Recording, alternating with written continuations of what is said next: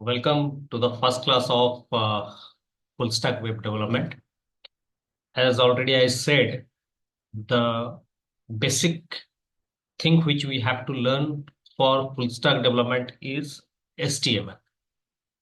तो ऑलरेडी हम जान चुके हैं कि अगर फुल स्टैक डेवलपमेंट हमें करना है उसमें दो इंफॉर्मेशन रहते हैं। एक होता है आपका फ्रंट एंड डेवलपमेंट और एक होता है बैक एंड डेवलपमेंट। चाहे फ्रंट एंड डेवलपमेंट करो या बैक एंड डेवलपमेंट करो, तो पहला लैंग्वेज जो हमें पढ़ना चाहिए दैट इज HTML। तो HTML होता क्या है, पहले इसका फुल फॉर्म जान लेते हैं। HTML होता है हाइपर टेक्स्ट मार्कअप लैंग्वेज। तो ये होता क्या है और इसका काम क्या है, ये सब थोड़ी ही देर में मालूम करेंगे। लेकिन पहले मूव करते हैं एक वेबसाइट पे। नॉर्मली हम क्या करते हैं, आज के डेट में सब कोई वेबसाइट के ऊपर ही डिपेंड कर रहा है। कुछ भी अगर हमें इंफॉर्मेशन चाहिए मोस्टली हम गूगल से पूछ लेते हैं, या आज के डेट में चैट जीपीटी अवेलेबल है। तो जो गूगल आपके यहाँ अवेलेबल है, जो स्क्रीन में आपको दिखाई दे रहा है, this is one of the website. और एक ओपन करते हैं, क्योंकि आज के डेट में सभी ऑनलाइन परचेस करने के लिए एक्टिव है। तो एक ओपन करते हैं amazon.in। तो ये एक वेबसाइट है।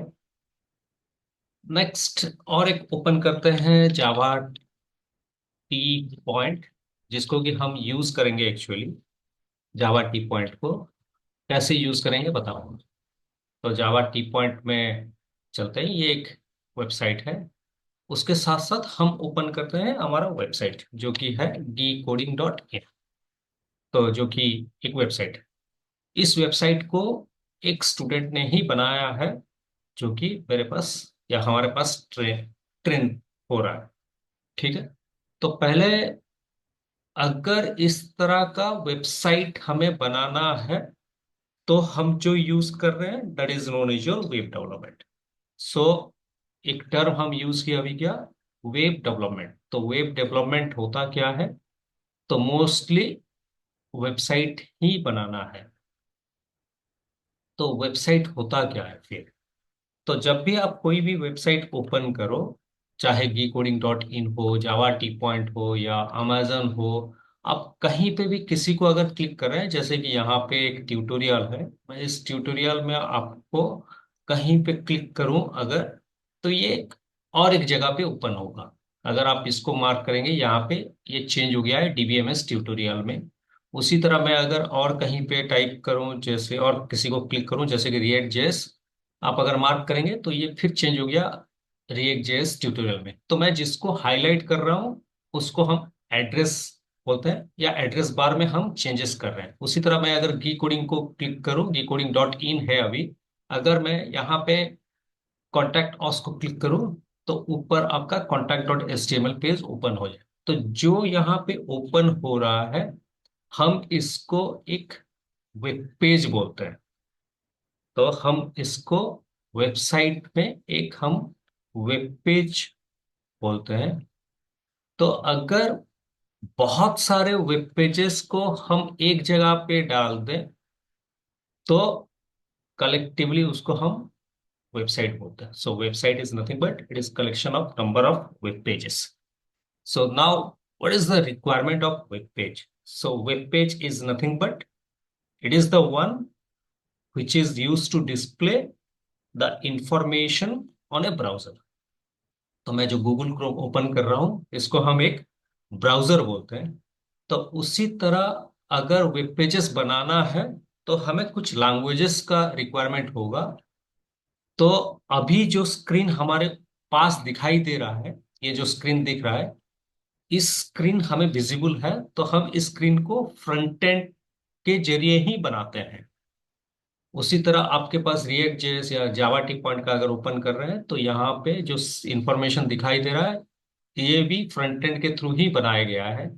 ऑनलाइन अमेजन के पास अगर जा रहे हैं तो इसके पास भी जो भी इंफॉर्मेशन है वो भी फ्रंट एंड के थ्रू ही बन रहा है। अगर मैं यहाँ पे योर अकाउंट पे जाऊं, क्लिक करूं, तो आपको एक इंफॉर्मेशन प्रोवाइड करेगा तो अगर आपके पास अकाउंट ऑलरेडी है तो आप लॉग इन कर सकते हैं, या अगर नहीं है तो आप स्टार्ट हियर कर सकते हैं। तो आपको कुछ इंफॉर्मेशन डालने के लिए ये बोलेगा। तो अब ये इंफॉर्मेशन देने के बाद आप जब भी इसको सबमिट करोगे तो ये इंफॉर्मेशन जाके कहीं ना कहीं स्टोर होगा। तो जहां पे स्टोर होगा उस टेक्नोलॉजी और या उस के ऊपर काम करने के लिए हमें जो चाहिए हम उसको बैकएंड बोलते हैं। लेकिन अभी बैकएंड के बारे में बात नहीं करते हैं, because we are ready to work with front end, या we are ready to work with HTML. So if you want to create any HTML page, yeah, web page, then the things which are required is first is your HTML, then you have to take the help of CSS, then you have to go for JS. But let me start with HTML. तो मैं आपको कुछ चीजें यहाँ पे दिखा रहा हूँ। सपोज मैं गया गी कोडिंग के ऊपर, अगर मैं इसको राइट क्लिक करूं और यहाँ पे इंस्पेक्ट करूं, तो ये आपके वेब पेजेस का जो जो इंफॉर्मेशन है वो सब आपको दिखाई देगा। तो मैं अगर यहाँ पे कहीं पे मूव करूं तो बात करेंगे यहाँ पे। तो यहाँ पे एक हेड है, देखना। तो अगर हेड के ऊपर मैं जाऊं, यहाँ पे कहीं ना कहीं CSS कुछ लिखा हुआ है, देखिए। यहाँ पे एक CSS है जिसको मैं हाईलाइट कर रहा हूँ, और मैं क्या कर रहा हूँ, इसको डिलीट कर दूं। अगर मैं डिलीट कर दूं तो अभी देखिए ये टोटल वेब पेज चेंज हो गया। बाकी अभी जो भी इंफॉर्मेशन आपको यहाँ पे दिखाई दे रहा है, चाहे वो इमेज हो, चाहे आपका होम अपस्केल कॉन्टैक्ट जो भी लिखा हो, ये सब जो भी आपके पास अभी दिखाई दे रहा है, ये सब HTML के वजह से दिखाई दे रहा है। तो इसका मतलब क्या है कि हम चेंज कर सकते हैं क्या ऐसा डिलीट करके? आंसर इज नो, क्योंकि मैं अगर इसको रिफ्रेश करूं तो ये ऑटोमेटिकली फिर अपने स्टेज में आ जाएगा। तो आप इसको चेंज नहीं कर सकते, क्योंकि ये सब कहीं पे होस्ट हुआ है या कहीं पे अवेलेबल है। तो क्या होस्टिंग है उसके बारे में बात करेंगे। अभी एक टर्म यूज किया, होस्ट। तो ये कहीं ना कहीं पे होस्ट हुआ है। हमारा वेबसाइट जो geekoding.in है, ये कहीं पे होस्ट हुआ है, और हम जहां पे होस्ट किए हैं that is known as your GoDaddy.com। इसके टर्म आपको बहुत बार देखने को मिलेगा, क्योंकि आप जब भी वेबसाइट यूज करेंगे आपको इस तरह का ऐड आ जाता है। तो मैं अगर यहाँ पे बोलूँ GoDaddy.com, तो ये वेबसाइट है जहां पर कि हम अपना वेबसाइट बनाने के बाद होस्ट किए हैं। लेकिन होस्ट करने के लिए वी हैव टू पे सम मनी, क्योंकि होस्टिंग के लिए पैसा देना पड़ता है, and it is not possible for every one who is at the beginning stage of learning to pay money. So for that what we will do, हम क्या करते हैं, हम अपने कंप्यूटर या लैपटॉप या डेस्कटॉप में सीखते हैं।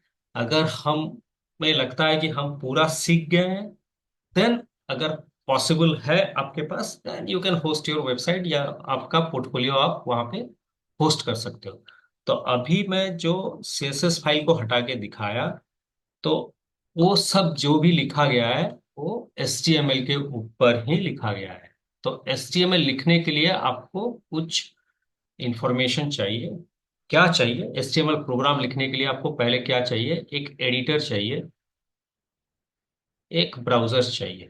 आपके कंप्यूटर में ये दोनों अवेलेबल है, कोई भी ब्राउजर हो सकता है, कोई भी एडिटर हो सकता है। लेकिन मैं यहाँ पे आपको सिखाऊंगा पहले नोटपैड यूज करके।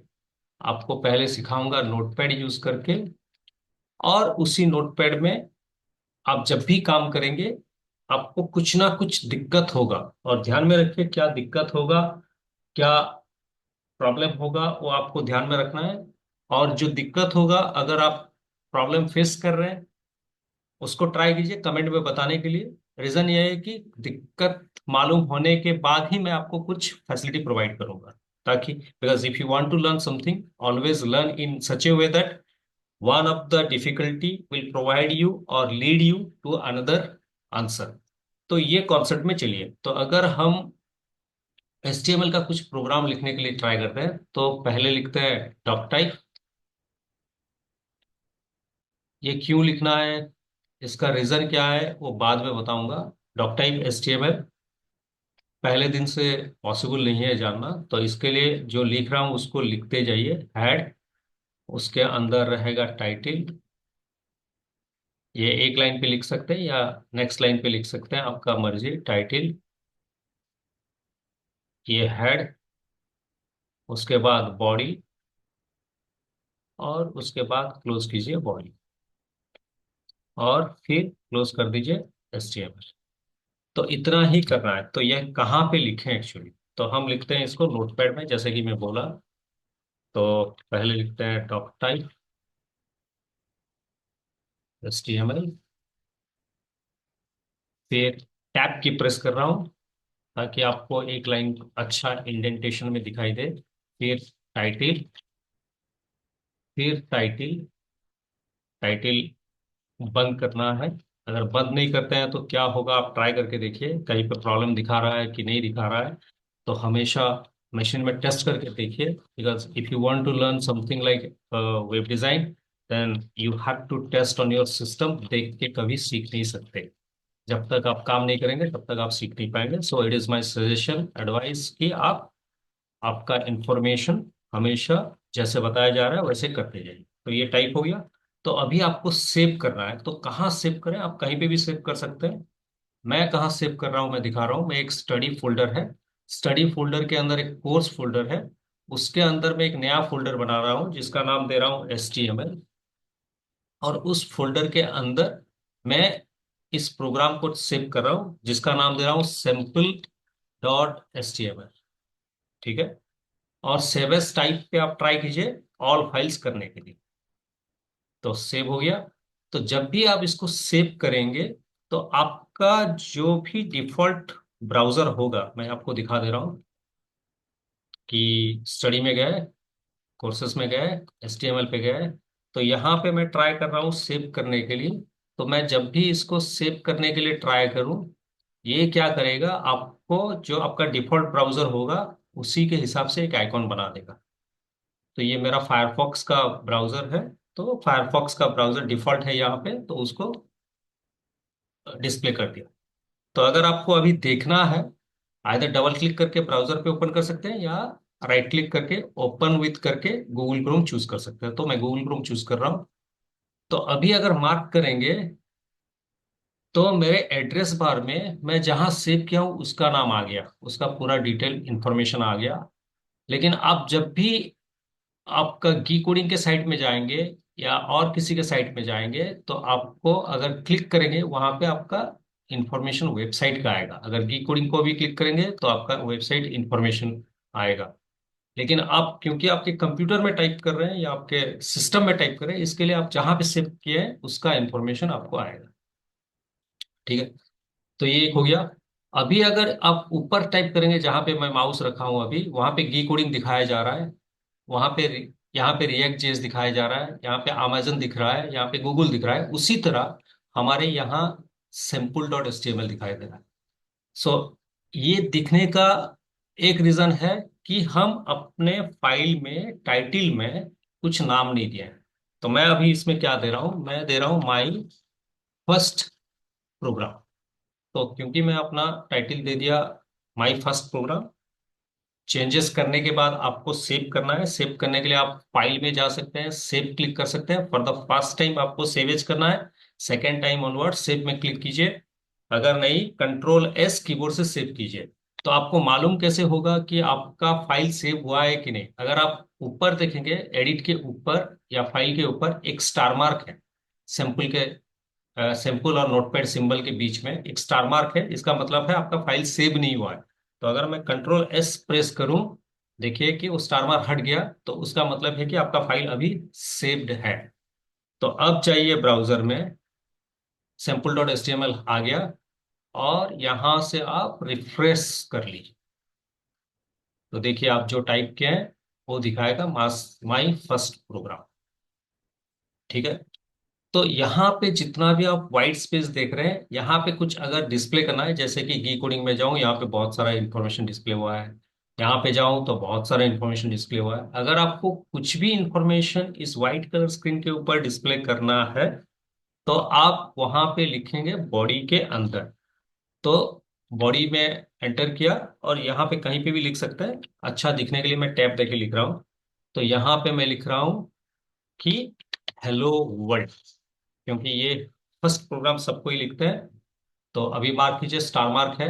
तो फाइल सेव नहीं हुआ है, सेव कीजिए, फिर जाइए और यहाँ पे इस रिलोड जो है इसको रिफ्रेश बोलते हैं, रिफ्रेश क्लिक कीजिए, रिफ्रेश हो जाएगा और आपको हेलो वर्ल्ड दिखाएगा। तो एक सिंपल सा प्रोग्राम हेलो वर्ल्ड करना है आपको।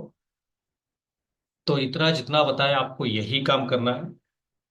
और अगर आपका सभी सही सही ठीक हो गया तो ट्राई कीजिए कि आपको ये दो क्वेश्चन करना है। ये एक क्वेश्चन मैं आपको प्रोवाइड कर रहा हूँ। एक question, right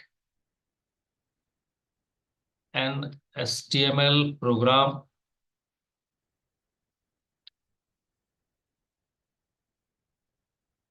to display your name and hobby. ठीक है, ये प्रोग्राम टाइप कीजिए।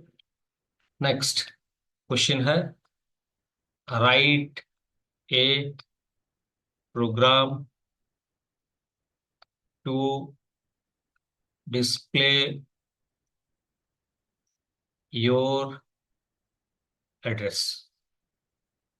तो मेरा सजेशन यह है कि पहले जो मैं हेलो वर्ल्ड प्रोग्राम बताया उसको आप कीजिए, उसके बाद बाकी दो क्वेश्चंस को ट्राई कीजिए, और हर प्रोग्राम को अलग अलग फाइल में सेव करने के लिए ट्राई कीजिए।